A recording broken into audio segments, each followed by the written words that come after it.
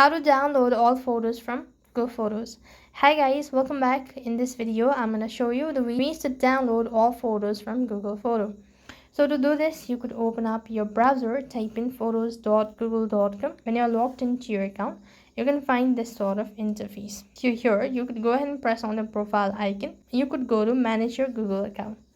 When you press on manage your Google account, it's going to take you to this field where you need to go to data and privacy. Right on this page, you need to scroll down a bit and you need to go to apps and services.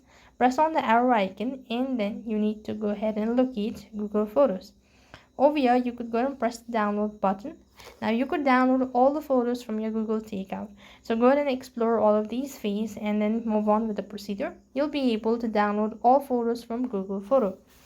That's all for this video. I hope the video was helpful. Make sure to like, share and subscribe to our channel. Thank you for watching. See you in the next video.